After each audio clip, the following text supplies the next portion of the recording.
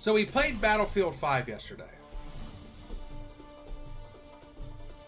And I got on Twitter and was rather animated. Which is what I do. It's an impulse thing. So I played Battlefield 5 yesterday for about 2 hours before I finally said, no more. Now, the community manager for Battlefield 5 got on Twitter yesterday and said, okay, you guys are playing the open beta, the early access open beta. It opens for everyone tomorrow. So the community manager got on Twitter and said, I want honest responses. I'm like, oh God. What do you guys think of Battlefield 5 after playing some of the open beta? And I went on Twitter and said, what do I think of it? ... I just canceled my pre-order.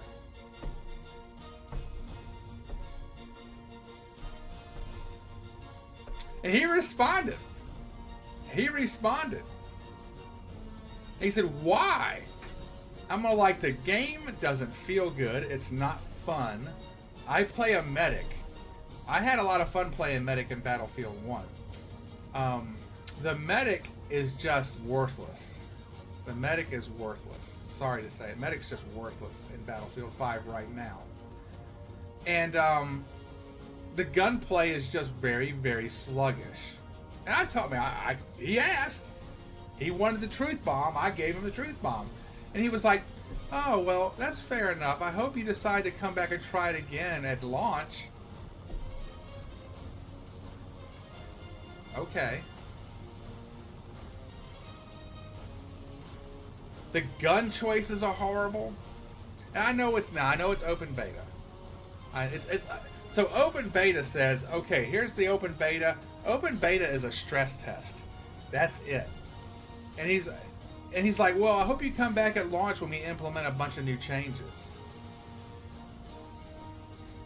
What? Wait, so you're going to wait till launch to implement all these changes? I just can't. Battlefield 1 is heads and shoulders and feet and legs over better than Battlefield 5 at this point. It's prettier. Battlefield 1 is a beautiful game. It's a beautiful game. The scenery is beautiful. The maps are beautiful. Rotterdam looks like crap. Sorry to say it. And was it Nevrik? I just don't know. Yeah, it's you carry a spyglass, like you have like an optic that a recon carries. It's just terrible. I'm sorry. I mean, that's just how I feel. I'm not saying the whole world has to feel that way, but I can't drop $70 on that game. And I'm not going to sit there and keep the pre-order hoping that it gets better. You know, I'll wait and catch it on sale like a year from now, or wait till it comes out on EA Access. I'm just going to say, I had, well, Big Yen, that now there you go. That's a good truth bomb. Let's get real. Let's get real. Shooters in general are not tailored for older gamers. Our reflexes are slower, our eyes are not as good, our acuity is not as good. Well, no, I'm not too... Yeah, I am. Compared to the average gamer, Adam, I am way out of the curve. If I did a study of the age of people that play first-person shooters, I guarantee you people my age are way out of the curve. Shooters are a young gamer's game. And that's just the fact of the matter. They're faster, their reflexes are better, their eyesight is better, their eye-hand coordination is better. It's nothing to be sad. It's nothing to be sad about or to be depressed about. That's why you don't see how many old middle-aged esports teams do you see out there? There's one that I know of. These old group from Sweden. They do it just for the fun. They're like 60, 70, 80 years old. And they compete.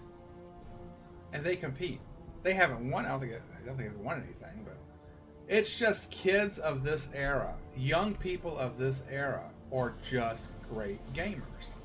They are great gamers. Yeah, and see that's and to lead into that, Big Yin, that's why Battlefront is a better older gamers game, because the TTK in Battlefront usually is slower. Yeah, younger people have quicker reflexes. It's proven. I mean, it's not a slight on the older gamers. It's just not. And that's just the bottom line. I'm still good at shooters. I'm just not as good as some of these younger people. And I run into them in Battlefront as well. I run into them all the time, but they're just fast. They're fast at everything. They could jump, 360 rocket launch. They do stuff that I'm just like, wow, that was pretty awesome. Like, I don't even get salty. It's just like, wow, that was awesome. And that's why I'm starting to drift more towards multiplayer co-op games. Like, Monster Hunter was a great game for us because it was multiplayer co-op.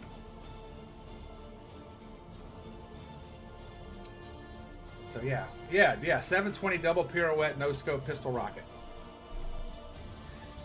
And usually I just try to roll out of it because it's like, okay, I can't do anything about this. So yeah, older gamers do not. Yeah, Star Trek Generations. I mean, you know, hey, they went with the quicker TTK and it will push older gamers away. Yes, it will. Yes, it will. A lot of times Big Ian says things that I just kind of roll my eyes on the inside about. But we're in a complete agreement here. Hey, Starch on Mixer, how are you? So yeah, I think at this point, any game that puts in a fast TTK is not conducive to older gamers. And older gamers will not play it unless they just don't care about that sort of thing, and they will play it. But like yesterday, there towards the end, I was getting killed like every 5 seconds. It wasn't even fun anymore. And then yesterday, in the same thread, somebody was like, yeah, I was flying a Bf-109 German fighter, and I was able to outturn a Spitfire. And I was like, oh, wait a minute. No, that needs to be fixed. There is no way in any shape or form that a 109 German fighter outturns a Spitfire. Negative, never. I can prove it. No. A British Spitfire is a turn fighter. So was the Japanese Zero, because the German fighter was built to be a... So basically, in World War II, there were two type of fighters. They were called boom and zoomers, which what they did is they stored energy and actually pounced on other planes. So like a lot of times the 109s would come out of the sky from the sun and pounce down on their enemy. They were not turn fighters. They could not turn well at all because they used a very powerful Rolls-Royce. No, it wasn't Rolls-Royce. I think it was... What kind of engine did they use? Rolls-Royce was a Spitfire. Shoot. I can't remember the name of the engine now. But anyways. A German fighter... The engine of a German fighter had so much torque that when it took off, the pilot had to slam full opposite rudder to keep the plane from jerking this way, because the torque on the engine was so powerful. So they had to take off with like full right rudder to keep the tail from swinging off. But anyway, so the Spitfire had more of a gull wing. It had a very, very wide wing base. If you look at a German fighter's wings, it's very thin and very kind of narrow. So it's not wide, it's more of a narrow wing. So they're built more for speed than they are for maneuverability. The Spitfire was the exact opposite. The Spitfire was a very maneuverable fighter. So it could turn on a dime. The Japanese Zero was the same way. The Japanese Zero was probably as maneuverable as the Spitfire. Would have been interesting to see the Japanese Zero and the Spitfire face off. But yeah, there's no way in any modern realistic plane game that a 109 outturns a Spitfire. Negative. So it doesn't happen. So yeah, I was like, so I responded to that thread. I was like, yeah, it was a Rolls-Royce Kestrel version. Is that the Spitfire engine?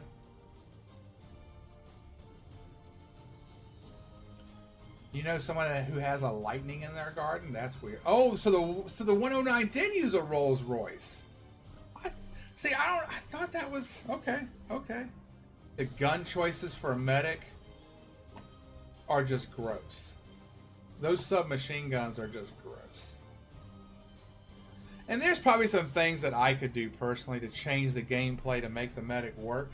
Like, just don't even go attack anything. Just sit back and heal people.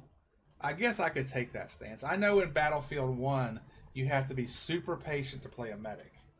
I'm not saying don't go out and buy the game.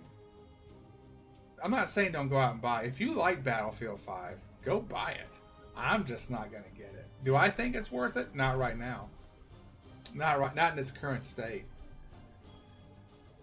And I might be wrong for saying that since it's a beta, but I mean, when you pre-order something and you have the chance to cancel it, if you don't like it, I just didn't like it.